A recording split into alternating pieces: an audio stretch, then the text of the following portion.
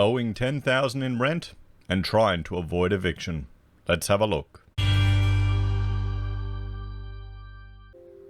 Hello everyone, Florian.heise here and welcome to another episode of HeiseSays.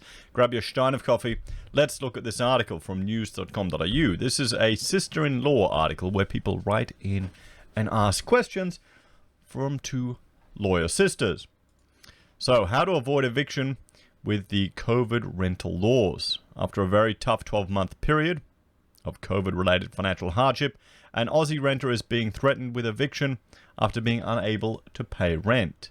Now, this is a pretty tough story to see, and, well, it shows you how some people are just living too close to the edge. They don't have enough reserve, or, they were kind of trapped in this situation through no fault of their own. So, question.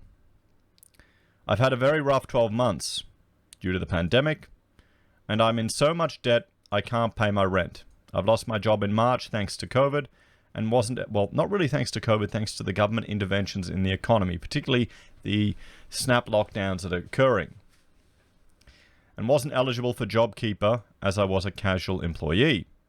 I got some support through JobSeeker, but it wasn't enough to cover my costs. I rent an apartment in Melbourne and got very behind with my rent, but was protected by the moratorium on evicting tenants. Now, here's the thing. If you get in that situation, can you even move in Victoria? Could you even move with all the lockdowns? I probably owe over $10,000 in rent, and my real estate is piling on the pressure to kick me out. Now my real estate is being heavy-handed and threatening to throw me out. They keep sending me eviction letters and have been even turning up a few times to ask me to leave. What are my rights? Are they allowed to evict me? And can they demand the money I owe in rent? So, with Michael, 22, from Victoria. And let's have a look at the answer.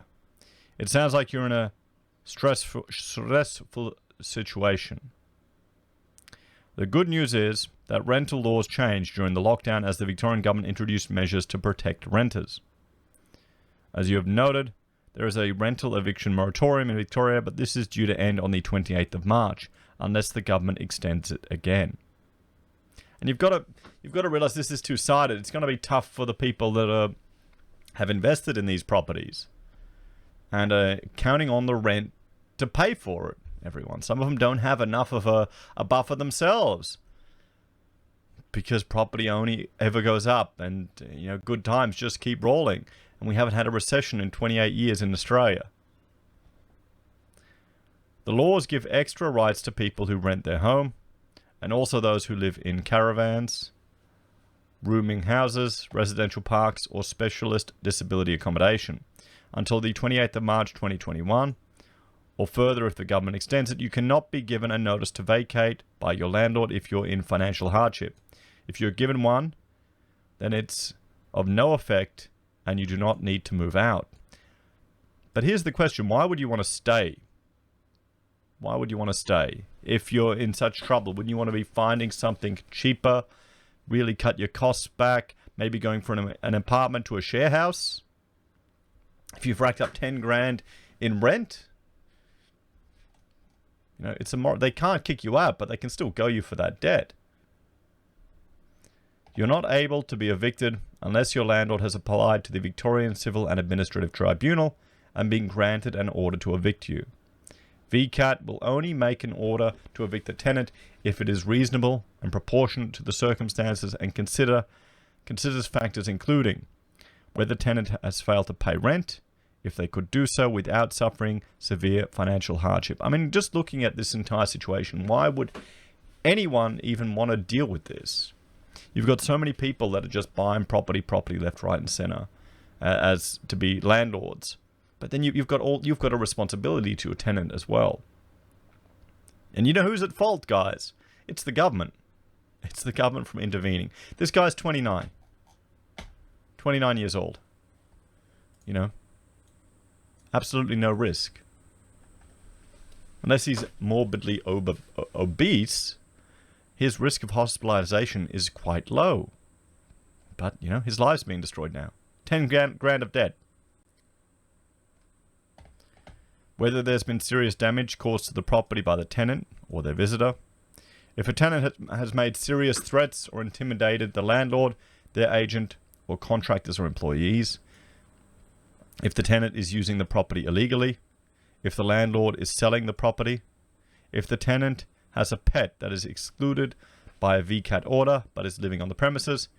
If the landlord or their family is moving back in. I mean, this is the thing. The whole thing seems like a mess. If one of the above applies, then the landlord would have first had to apply to Consumer Affairs Victoria, who may then refer the application to VCAT for a decision.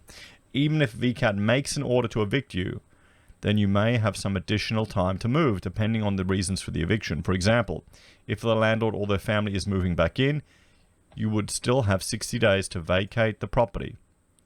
But if you have made serious threats, you would only have 14 days to vacate. In relation to whether your landlord or real estate agent can demand the money you owe in rent, it depends on whether you entered into an agreement with your landlord to reduce your usual rent or if you requested a rental deferral. I wonder how many people have got a rent deferral and don't understand what they're actually asking for or what they got. If there was agreement, then it should have been written with both you and your landlord signing it, including the details about your name, your landlord's name, the address of the property, the original rent you were paying, the new reduced rent you would pay, the period you'll pay that reduced rent, whether the rent was reduced or deferred. I mean, just thinking about dealing with all of this stuff. I mean, 10 grand, that's a chunk of a home deposit now that this person has to pay. They would have had to pay it anyway. But they couldn't work because the government said no. That written agreement should have been registered with the Consumer Affairs Victoria to protect you. Your landlord can't make you pay back the rent if the agreement was for a reduction. Unfortunately, if you agreed to a rent deferral, you would be required to pay back the landlord.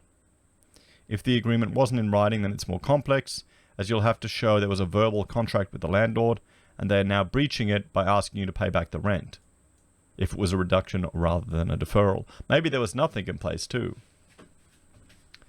You should contact Justice Connect, Consumer Affairs Victoria, or Tenants Victoria for further assistance. And of course, this legal advice is general in nature and should not be regarded as specific advice or relied upon. You need to talk to a lawyer. Always should. So what do you think, everyone? Who's in the right and who is in the wrong in this situation? I suspect this is going to be a story that may be repeated more and more. I mean, if you were in this situation and you were racking up this much rent, over 10 grand already, wouldn't you be looking at somewhere else? Maybe you can't go somewhere else. What do you think? It'll be interesting to see what happens after the 28th of March if we start to see people get evicted. And then when the mortgage holidays disappears and when the job seeker bonus gets reduced. We're in a recession, everyone.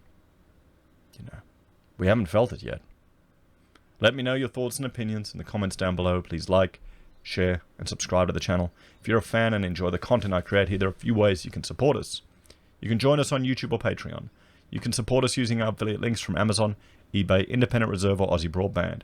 You can buy merch from HeiseSays, use Gold Pass from the Perth Mint, or support us via PayPal. Take care, everyone. Have a great day. I'll see you next time. Bye for now.